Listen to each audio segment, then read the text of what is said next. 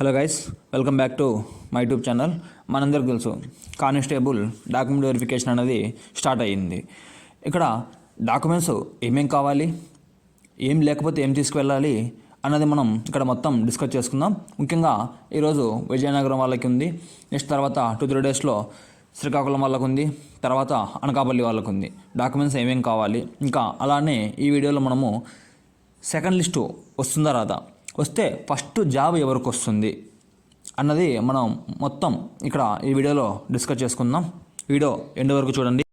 ఇంకా మనం వీడియోలోకి వెళ్తే మనకు వచ్చిన న్యూస్ ప్రకారం చూసుకుంటే ఈరోజు విజయనగరం అభ్యర్థులు ఎవరైతే ఉన్నారో సెలెక్ట్ అయిన వాళ్ళు ఏపీఎస్పీ కావచ్చు, సివిల్ కావచ్చు, అది మెన్ అవ్వచ్చు, ఉమెన్ అవ్వచ్చు, ఎవరైనా సరే సెలెక్ట్ అయిన క్యాండిడేట్స్ వాళ్ళు ఏం చేయాలి, కానిస్టేబుల్గా ఎంపికైన అభ్యర్థులు ఈ నెల 20న హాజరు కావాలి. అంటే ఈరోజు ఆల్మోస్ట్ నేను అంతా డాక్యుమెంటేషన్ రెడీ అయ్యి ఉంటుంది. నేను వీడియో చేయలేదు, బట్ ఈరోజు చేస్తున్నాను. ఇంకా ముందు డిస్ట్రిక్ట్ వాళ్ళకి యూజ్ అవుతుందనే ఉద్దేశంతో చేస్తున్నాను నేను.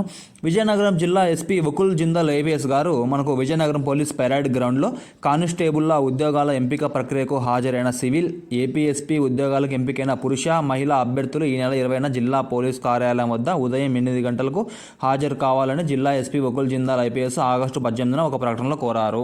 మనకు ఐపీఎస్ ఆయన ఏం చెప్పారు, ఇలా కానిస్టేబుల్కి ఎంపికైన వాళ్ళు కావచ్చు, ఇది సివిల్ కావచ్చు, ఏపీఎస్పీ కావచ్చు, మెన్ ఉమెన్ ఎవరైనా సరే సెలెక్ట్ అయిన క్యాండిడేట్స్ మీరు రన్నింగ్ ఏ గ్రౌండ్లో ఎక్కడ ఏ డిస్ట్రిక్ట్లో వేశారో, మీరు ఏ డిస్ట్రిక్ట్ అయినా సెలెక్ట్ ఉండొచ్చు, అనంతపురం అయ్యుండొచ్చు, కర్నూలు అయ్యుండొచ్చు, కడప అయ్యుండొచ్చు, బట్ మీరు విజయనగరంలో మాత్రం అక్కడ చదువుకుంటూ అక్కడ వర్క్ చేసుకుంటూ ఏదైనా జాబ్ చేసుకుంటూ అక్కడ రన్నింగ్కు పార్టిసిపేట్ అయ్యింటే మాత్రము అక్కడ సెలెక్ట్ అయింటే మీ లిస్ట్లో పేరు వచ్చింటే ఇప్పుడు మీరు డాక్యుమెంట్స్ అన్ని తీసుకెళ్ళి అక్కడికి వెళ్ళాలి. చాలామందికి డౌట్, అన్న నాకు కర్నూలు పోస్టింగ్ వచ్చింది, నాకు డాక్యుమెంట్ వెరిఫికేషన్ కర్నూలులో ఉంటుందా అంటున్నారు కొంతమంది. అలా ఏం కాదు, మీరు ఎక్కడ రన్నింగ్ చేసింటారో మీ డేటా మొత్తం అక్కడే ఉంటుంది. సో అక్కడికి వెళ్ళాలి. జిల్లా ఎస్పీ వకుల్ జిందాల్ ఐపీఎస్ మాట్లాడుతూ విజయనగరం పోలీస్ పెరాడ్ గ్రౌండ్లో సెలక్షన్ ప్రక్రియకు హాజరైన ఏపీఎస్పీ సివిల్ విభాగాల్లో ఎస్సీ, సిటీపీసీ లాగా తుది రాత పరీక్షల్లో ఎంపికైన పురుష, మహిళా అభ్యర్థులు జిల్లా పోలీస్ కార్యాలయం వద్ద ఈ నెల 20న ఉదయం 8 గంటలకు హాజరు కావాలనుకున్నారు. ఇంకా ఇక్కడ చెప్పా కదా, ఎక్కడ రన్నింగ్ వేసింటే అక్కడ మాత్రమే మీరు వెళ్ళి డాక్యుమెంట్ వెరిఫికేషన్ అనేది చేయించుకోవాలి. అక్కడే మనకు మొత్తం అభ్యర్థులు సెలక్షన్ ప్రక్రియలో అప్లికేషన్తో జతపరిచిన ధ్రువపత్రాలు, ఒరిజినల్ సర్టిఫికేట్స్, గ్యాడ్జెట్ అధికారితో అటెన్షన్ చేయించిన 3 సెట్ల జిరాక్సుల కాపీలను, 3 పాస్పోర్ట్ సైజు కలర్ ఫోటోలను తీసుకొని రావాలన్నారు. ఇంకా మనకు డాక్యుమెంట్ వెరిఫికేషన్ ఎలా అంటే, ఇప్పుడు రన్నింగ్కి వెళ్ళినప్పుడు మీరు ఏమైతే డాక్యుమెంట్స్ ప్రొవైడ్ చేశారో అక్కడ మీరు సబ్మిట్ చేశారో అవన్నీ మళ్ళీ ఇప్పుడు ఒకసారి చెక్ చేసుకొని ఒరిజినల్ సర్టిఫికేట్స్తో పాటు 3 సెట్స్ డాక్యుమెంట్స్ అన్నీ మొత్తం మనం తీసుకువెళ్ళి వాటిపైన గ్రీన్ పెన్తో ఒక గ్యాడ్జెట్ సైన్, అది ఎంఆర్ఓ కావచ్చు, ఆర్ఐతో కావచ్చు, ఎంఈఓతో కావచ్చు, లేకుంటే గవర్నమెంట్ లెక్చరర్ హెడ్ ఉంటారు కదా ప్రిన్సిపల్, సో వాళ్ళతో కావచ్చు, ఒక సంతకం చేయించుకొని 30 దానిలలో 3 సెట్స్గా తీసుకువెళ్ళాలని చెప్పారు.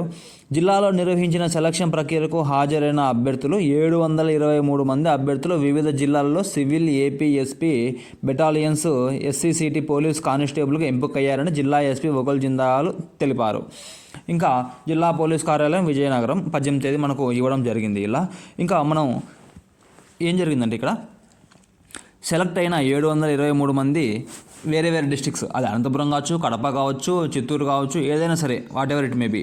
సో మీరందరూ సర్టిఫికేట్ తీసుకొని అక్కడికి వెళ్ళాలని చెప్పారు. సో మీరు ఎక్కడైనా సెలెక్ట్ అయ్యి ఉండొచ్చు, అక్కడ రన్నింగ్ చేసిన డెఫినెట్గా మీరు అక్కడికే వెళ్ళాలి, అక్కడే చూసుకోవాలి.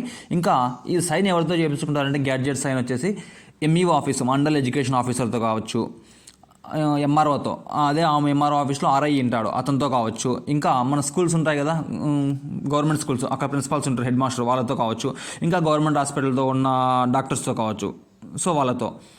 నెక్స్ట్ మనకు అలానే అనకాపల్లికి ఇవ్వడం జరిగింది ఈ నెల 22వ తేదీ అనగా శుక్రవారం. ఇక్కడ అనకాపల్లి పట్టణం కానిస్టేబుల్ ఉద్యోగాలకు ఎంపికైన అభ్యర్థులు ఈ నెల 22న ఉదయం 7 గంటలకు కైలాసగిరి రిజర్వ్ పోలీసు పెరేడ్ మైదానం వద్ద హాజరు కావాలని ఎస్పీ తుహిన్ సిన్హా తెలిపారు. గ్యాడ్జెట్ అధికారితో సంతకం చేసిన 3 సెట్ల నకళ్ళు, 3 ఫోటోలు అసలు ధృవపత్రాలు వెంట తీసుకురావాలి. సో యాజ్ యూజువల్గా మనకు ముందుగా విజయనగరంకు కానీ అతను అక్కడ చెప్పినట్టుగా మనకు ఇక్కడ కూడా సేమ్ అన్ని డిస్టిక్లు కూడా అనకాపల్లి ఓన్లీ కాదు, శ్రీకాకుళం కాదు, ఇంకా విజయనగరం కాదు, అన్ని డిస్టిక్ల వాళ్ళు సేమ్ ఇదే ప్యాటర్న్లోనే తీసుకువెళ్ళాలి. గ్యాడ్జెట్ సైన్ మాత్రం మ్యాండేటరీ, వాళ్ళు అదే విధంగా మెన్షన్ చేశారు మనకు. సో కాబట్టి మీకు ఆల్రెడీ తెలుసు గ్యాడ్జెట్ సైన్ మీరు ఆల్రెడీ చేయించుకొని వెళ్ళింటారు పీఈటీ చేసేటప్పుడు. సో మరి ఇప్పుడు అదే అక్కడికే వెళ్ళండి, చెప్పండి, వాళ్ళు చేస్తారు డెఫినెట్గా. ఇంకా అలానే మనం ఇక్కడ సెకండ్ లిస్ట్ గురించి మాట్లాడుకుంటే, సెకండ్ లిస్ట్ కంటే ముందు మీకు క్లారిటీ ఇస్తా. చాలామంది నన్ను ఇదే డౌట్ అడుగుతున్నారు, మళ్ళీ అడుగుతున్నారు, నేను మీకు మళ్ళీ చెప్తున్నాను. ఏంటంటే సెకండ్ లిస్ట్ వస్తే మా లిస్ట్లో నేమ్స్ పోతాయా అంటే, మేము బార్డర్లో పాస్ అయ్యాం 0.5తో 1 మార్క్తో, లిస్ట్లో నేమ్స్ పోతాయా? నేను మళ్ళీ చెప్పాను, ఇప్పుడు మళ్ళీ చెప్తున్నాను ఈ వీడియోలో కూడా. ఆల్రెడీ మనకు డాక్యుమెంట్ వెరిఫికేషన్ స్టార్ట్ అయింది. వాళ్ళు ఎక్కడైనా మెన్షన్ చేశారా ఓన్లీ మెరిట్ స్టూడెంట్స్ ఒకటే రండి, 0.5తో 1 మార్క్తో పోయిన వాళ్ళు రావద్దండి అని ఎక్కడైనా మెన్షన్ చేశారా? అందరికీ చేస్తున్నారు కదా, అంటే ప్రాసెస్ స్టార్ట్ అయిపోయింది. ఇంకా మీరు ఎందుకు భయపడుతున్నారు? స్టిల్ మమ్మల్ని తీసేస్తారు, చాలామంది మమ్మల్ని భయపెడుతున్నారు. జాబ్ వచ్చిన తర్వాత మాకు ప్రెజర్ తట్టుకోలేకపోతున్నాం, మేము జాబ్ పోతుందేమో, 0.5తో సెలెక్ట్ అయ్యాను, 1 మార్క్తో సెలెక్ట్ అయ్యాను, బార్డర్లో పాస్ అయ్యాను, నాకు ఎగ్జాక్ట్ స్కోర్ వచ్చిందని చెప్తున్నారు. ఇప్పుడు సేమ్ మార్క్స్ వచ్చినా కూడా లిస్ట్లో నేమ్ రాలేదు, వీళ్ళ పరిస్థితి ఏంటి? మీకు సెకండ్ లిస్ట్లో నేమ్ రావడం జరుగుతుంది ఖచ్చితంగా. సో ఆ విషయం పక్కన పెట్టేస్తే, ఇప్పుడు మీరు 0.5తో 1 మార్క్తో ఎవరైతే పాస్ అయ్యారో మీకు ఎటువంటి ప్రాబ్లం అనేది క్రియేట్ కాదు. మీరు ట్రైనింగ్కి వెళ్తారు, సక్సెస్ఫుల్గా ట్రైనింగ్కి వెళ్తారు, కంప్లీట్ చేసుకుంటారు, మీ పోస్ట్ మీకు ఉంటుంది. అదైతే మీకు ఎవరు తీసేసే కాదు, ఎవరు తీసేరు కూడా. హోంగార్డు ఈ కోర్టు కేసు వల్ల మీ పోస్టులు అయితే పోవు, మీ పోస్టులు పీకి మరీ వాళ్ళకైతే ఇవ్వరు, తీసేసి వాళ్ళకైతే ఇవ్వరు.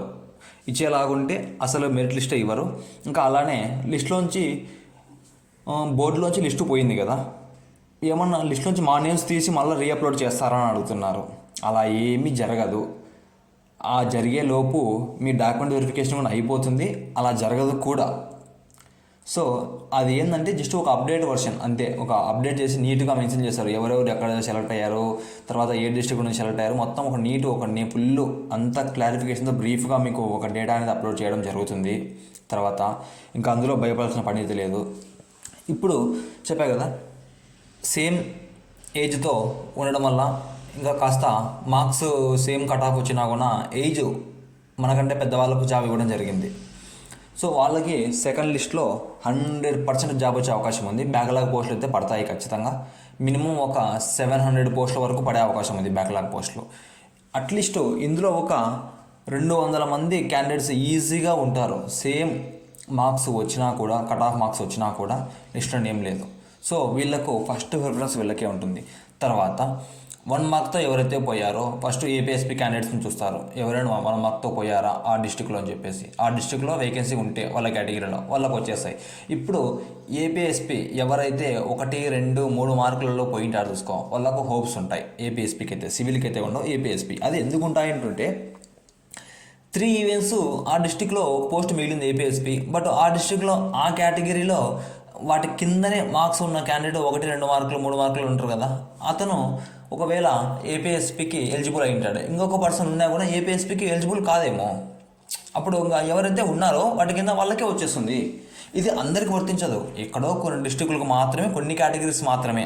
అన్ని కేటగిరీస్కి నేను చెప్పను, కొన్ని కేటగిరీస్ మాత్రమే. అది ఎందుకంటే చెప్తున్నా కదా, ఒకవేళ తను 3 ఈవెంట్స్ కొట్టినా కూడా తన కింద ఆ స్కోర్తో ఎవరు లేకపోయినా, ఒకవేళ ఆ డిస్ట్రిక్ట్లో ఆ కేటగిరీలో 3 ఈవెంట్స్ కొట్టిన పర్సన్ లేకపోతే, సో అది నా పాయింట్ ఆఫ్ వ్యూ. సో కాబట్టి ఎవరు భయపడాల్సిన పని అయితే లేదు, ఫిక్స్ అయిపోండి, అందరూ ట్రైనింగ్కి వెళ్తారు.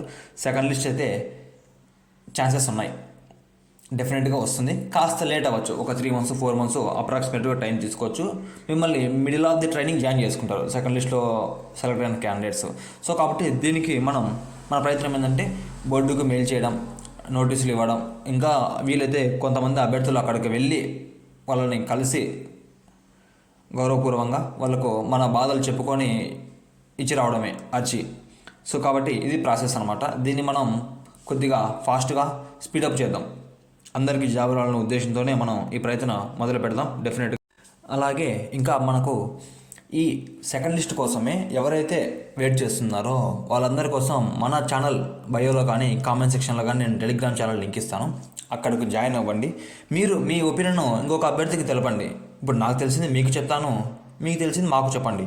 సో ఇలా ఎలాగైతే అలాగా త్వరగా సెకండ్ లిస్టు వచ్చే విధంగా మనం ట్రై చేద్దాం. నా వంతు సహాయం నేను 90% కంప్లీట్ చేశాను. ఇంకా బోర్డుకు సబ్మిట్ చేసేది ఒకటి ఉంది, నీట్గా మెన్షన్ చేసి పెట్టాను. ఏమేం చేయాలి, ఎలా చేయాలి, ప్రాసెస్ ఏంటి అని చెప్పి నీకు చెప్తాను మీకు డెఫినెట్గా నేను.